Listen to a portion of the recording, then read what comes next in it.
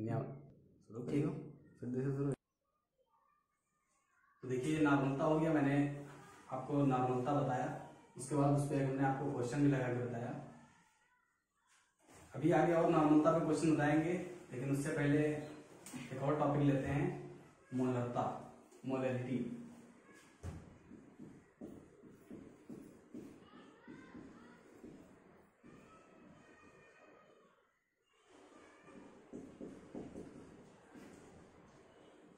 देखिए मोलरता क्या होती है, 1 लीटर या 1000 मिलीलीटर विलयन में उपस्थित विलय के मोलों की संख्या को उस विलयन की मोलरता कहते हैं। देखिए मोलरता और नॉर्मलता में थोड़ा सा फर्क है, थोड़ा सा डिफरेंट है। उसमें 1 लीटर या 1000 मिलीलीटर विलयन में उपस्थित विलय के तुल्यांकों की संख्या होती है और इसमें मोलों की संख्या होती है, सिर्फ इतना सा फर्क है बस। 1 लीटर या 1000 मिलीलीटर विलयन में उपस्थित विलय के मोलों की संख्या को उस विलयन की मोलरता कहते हैं। तो मोलरता को कैपिटल एम से प्रदर्शित करते हैं और मोलरता को मोल प्रति लीटर या मोलर में व्यक्त कर सकते हैं। इसका मात्रक होता है मोल प्रति लीटर या मोलर, कैपिटल एम से प्रदर्शित करते हैं। देखिए मोलरता बराबर क्या हो जाएगा, मोलरता कैपिटल एम बराबर हो जाएगा विलय के मोलों की संख्या बटे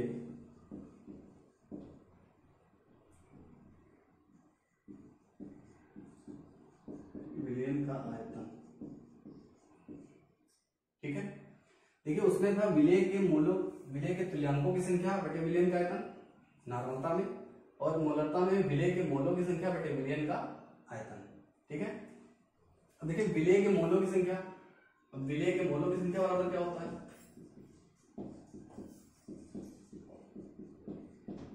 विलय के मोलों की संख्या बराबर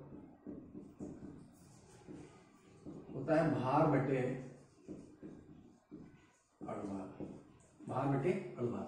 अब देखिए विलय के मोलों की संख्या, तो विलय के भार को लिखेंगे स्मॉल w से और विलय के अणुभार को लिखेंगे स्मॉल m से। मतलब विलय के मोलों की संख्या की जगह पर हम भार बटे अणुभार लिख सकते हैं, मतलब स्मॉल w को स्मॉल m लिख सकते हैं। तो मोलरता बराबर हो जाएगा विलय के मोलों की संख्या भार बटे अणुभार, मतलब स्मॉल w को स्मॉल m, स्मॉल w को स्मॉल m यहाँ पर रख देंगे। और विलयन का आयतन, आयतन को 20 लिखते हैं, v फॉर वॉल्यूम। आयतन यहाँ पर रखेंगे जब, तो ये आयतन अभी हमारा लीटर में है। ठीक है, लेकिन जब हम इस आयतन को ml में लेंगे, मिलीलीटर में, तो हो जाएगा मोलरता m बराबर small w upon small m into v into 1000, जब ये आयतन हो जाएगा ml में। ठीक है, इस फार्मूले को ध्यान से समझिए। मोलरता बराबर होता है विलय के मोलों की संख्या बटे विलयन का आयतन। विलय के मोलों की संख्या बराबर भार बटे अणुभार। तो विलय के मोलों की संख्या की जगह हमने भार बटे अणुभार यहाँ पे प्रक्षिप्त करा दिया, रख दिया उसका मान। तो मोलरता बराबर हो गया small w upon small m, मतलब भार बटे अणुभार गुणे आयतन। आयतन यहाँ लीटर में था तो कुछ नहीं, अगर आयतन हम यहाँ पर ml में लेंगे तो यहाँ पर 1000 से गुणा करेंगे। समझ गए बात? तो देखिए मोलरता ने आपको बता दिया। अब मोलरता पे क्वेश्चन लेते हैं।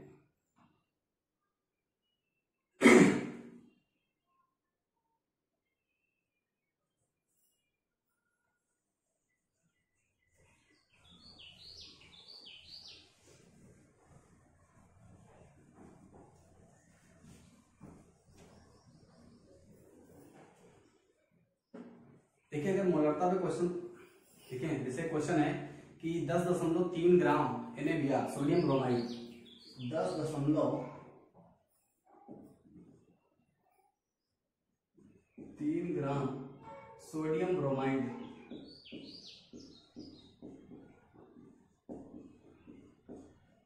ठीक है, 10.3 ग्राम सोडियम ब्रोमाइड को 500 ml जल में घोला गया है। 500 मिलीलीटर जल में घोला गया है, ठीक है। 10.3 ग्राम सोडियम ब्रोमाइड को 500 ml जल में घोला गया है। प्राप्त विलयन की मोलरता की गणना करना है। प्राप्त विलयन की मोलरता की गणना कीजिए। ठीक है, ये क्वेश्चन दिया हुआ है। क्वेश्चन में दिया हुआ है कि 10.3 ग्राम सोडियम ब्रोमाइड को 500 ml जल में घोला गया है, विलयन की मोलरता की गणना कीजिए। देखिए, जब किसी भी पदार्थ को हम किसी दूसरे पदार्थ में घोलते हैं तो जिस पदार्थ को घोला जाता है वो विलेय होता है, जिस पदार्थ में घोला जाता है वो विलायक होता है, और जब विलेय और विलायक दोनों घुल जाते हैं तो विलयन बनाते हैं। तो यहाँ पर 10.3 ग्राम सोडियम ब्रोमाइड, जो सोडियम ब्रोमाइड है वो यहाँ पर विलेय है। 500 ml जल में घोला गया, मतलब जल यहाँ पर विलायक का काम कर रहा है। कह रहे प्राप्त विलयन, जब इन दोनों को घोला जाएगा तो एक विलयन बन जाएगा, और उस विलयन की मोलरता हमें ज्ञात करना है, विलयन की मोलरता की गणना करना है। देखिए, अभी हमने आपको मोलरता का सूत्र बताया था कि मोलरता बराबर क्या होता है,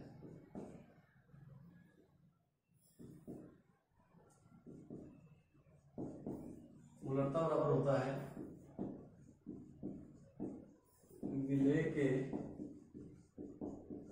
मोलों की संख्या बटे विलयन का आयतन। ठीक है, अब विलेय के मोलों की संख्या भार बटे अणु भार, मतलब small w upon small m into आयतन v, ml में लेंगे तो 1000 हो जाएगा। अभी हमने डिटेल में आपको समझाया था। अब हमको दिया गया क्वेश्चन में पहले हम ये देखें, दिया हुआ हमको स्मॉल w, विलेय का भार दिया हुआ है, मतलब विलेय का भार या सोडियम ब्रोमाइड NaBr का भार दिया हुआ है। तो NaBr का भार स्मॉल w से लिखेंगे, ये 10.3 ग्राम है। ठीक है, सोडियम ब्रोमाइड को 10.3 ग्राम सोडियम ब्रोमाइड को 500 ml जल में घोला गया है। यहाँ पर आयतन कितना दिया हुआ है, आयतन भी दिया हुआ है 500 ml। NaBr का हमें भार नहीं पता, तो NaBr का अणु भार हम निकाल लेंगे।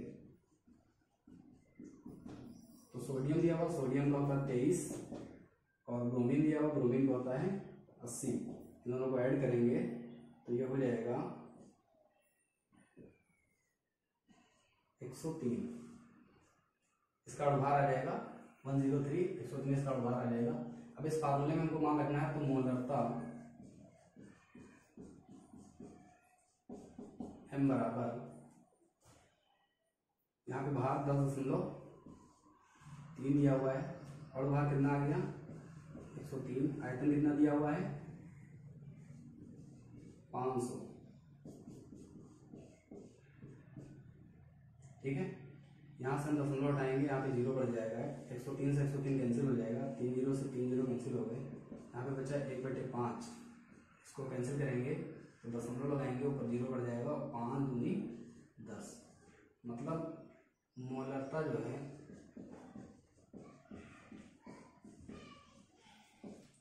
वो इतने मोलर आ गई।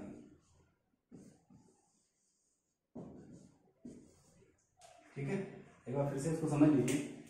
हमें क्वेश्चन दिया हुआ था 10.3 ग्राम सोडियम ब्रोमाइड को 500 ml जल में घोला गया है, प्राप्त विलयन की मोलरता की गणना कीजिए। तो मोलरता का सूत्र विलेय के मोलों की संख्या बटे विलयन का आयतन। विलेय के मोलों की संख्या बराबर होता है भार बटे अणुभार, तो भार बटे अणुभार हमने यहाँ पर कर दिया, और आयतन दिया हुआ है। NaBr का भार हमें पता 10.3 ग्राम दिया हुआ है, आयतन 500 ml दिया हुआ था। NaBr का भार निकाल लिया तो 103 यहाँ पर आया हुआ है। जितने भी मान हमको प्राप्त हुए उन सबको हमने फार्मूले में रख दिया है, तो मोलरता बराबर आ गया यहाँ पर 0.2 मोलर या मोल प्रति लीटर।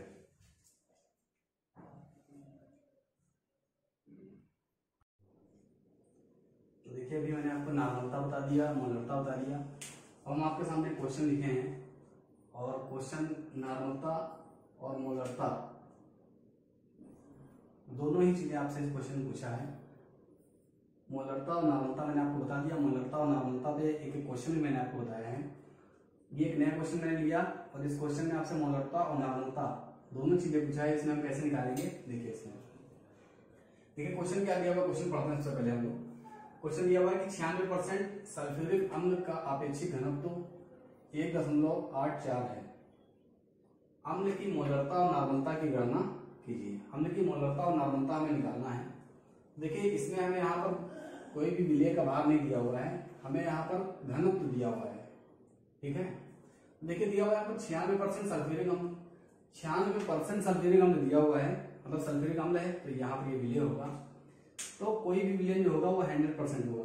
96% जो है उसमें सल्फ्यूरिक अम्ल है, इसका मतलब उसमें विलायक बचा 4%, इसका मतलब विलयन कितना है 100% है। मतलब अगर हम इसको मानेंगे कि ये 96 ग्राम है तो विलयन हमारा 100 ग्राम होगा।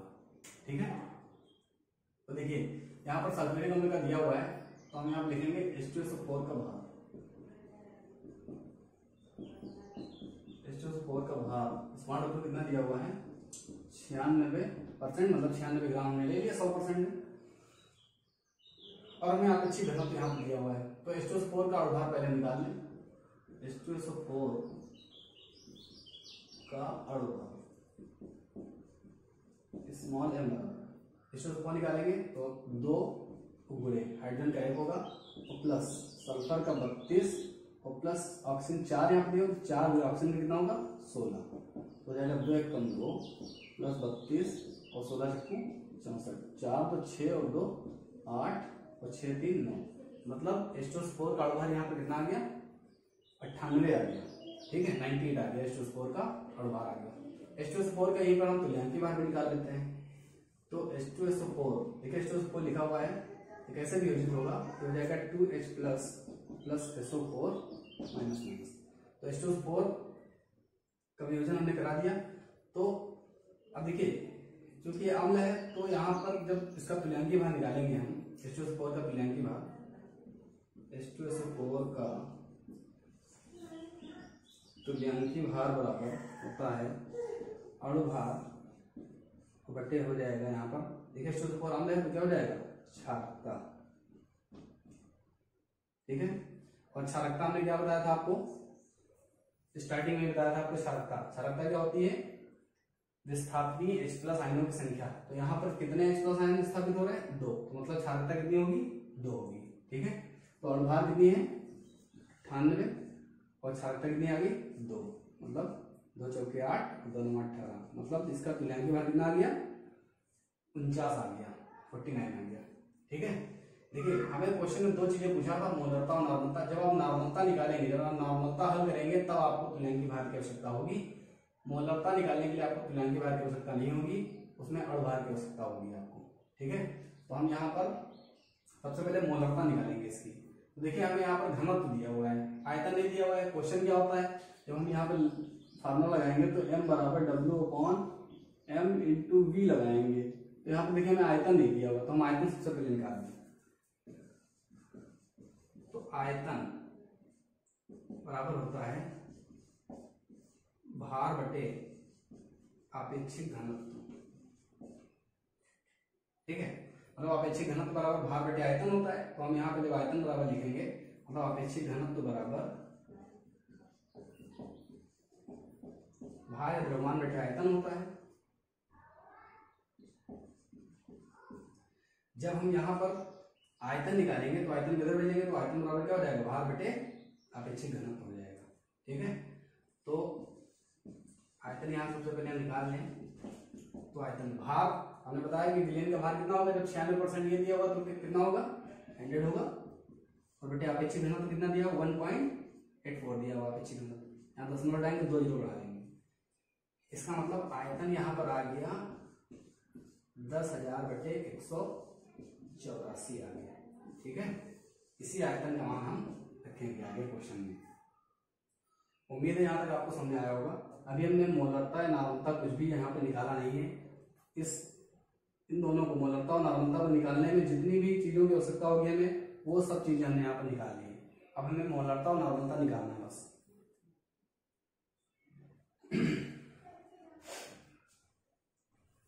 तो देखिए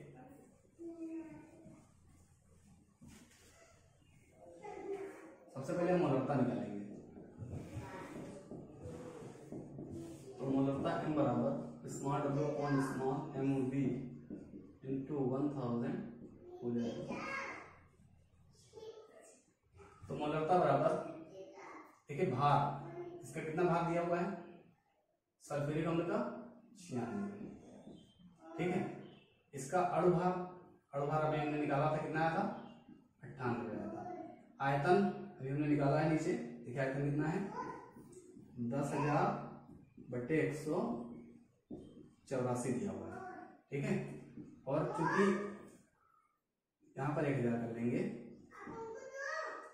1000 क्यों करेंगे, क्योंकि आयतन ml में, ठीक है। तो हो जाएगा 96/98, इसको ऊपर भेज देंगे तो हो जाएगा 184 और अपॉन हो जाएगा इंटू 1000/10,000। 3 जीरो से 3 जीरो कैंसिल हो जाएंगे यहाँ पर।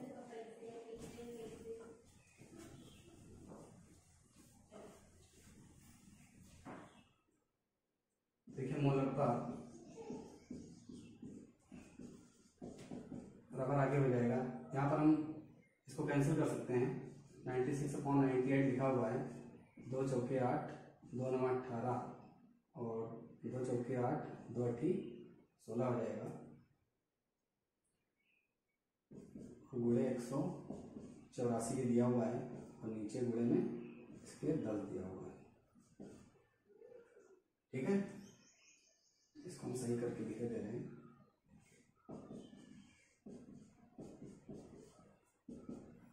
तो यहाँ पर बचा ये 48 इंटू 184 अपॉन 49 इंटू 10, ठीक है।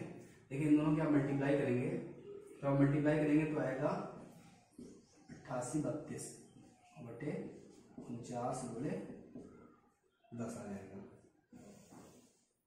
ठीक है। आगे का देख लीजिए, बता दे रहे हैं आपको हम। जब आप 88/32 को 49 से भाग करेंगे तो ये आएगा 180.2/10, जीरो हटाएंगे और दशमलव के यहाँ आ जाएगा, ये हो जाएगा 18.02। इतने मोलरता निकाली है तो इतने मोलर आंसर आएगा, ठीक है। ये मोलरता भी हमने निकाली, भी नार्मलता नहीं निकाली है। तो मोलरता बराबर आ गया भार बटे अणुभार गुणे आयतन गुणे 1000। आयतन हमें पता नहीं था, आयतन हमने निकाला है। आयतन बराबर होता है भार बटे अपेक्षित घनत्व, इससे, ठीक है। एक बार देख लीजिए आप लोग।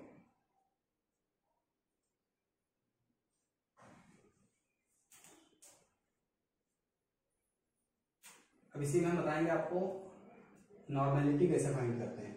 अभी हमसे पूछा था मोलरता और नॉर्मलता बताइए, हमने आपको बता दिया मोलरता। अब हम आपको बताएंगे इसी क्वेश्चन में नॉर्मलता।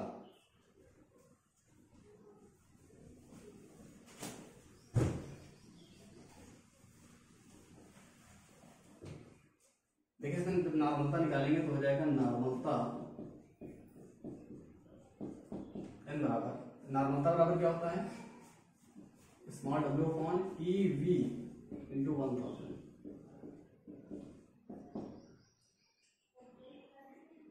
स्मॉल w की वैल्यू कितनी दी हुई है 96, क्योंकि ये विलय का भार है। और तुल्यांकी भार अभी हमने सबसे पहले निकाल लिया था इस क्वेश्चन में सारी वैल्यू। तो तुल्यांकी भार कितना आया था 49 और इंटू आयतन 10,000/184 और गुणे 1000, ये हो जाएगा 96/184 गुणे 1000 और बटे 49 और गुणे 10,000। 3 जीरो से 3 जीरो यहाँ पे कैंसिल कर लेंगे, ये कैंसिल होगा नहीं, इसकी हम सीधे मल्टीप्लाई कर देंगे इससे। तो 184 की 96 से मल्टीप्लाई कर लीजिए।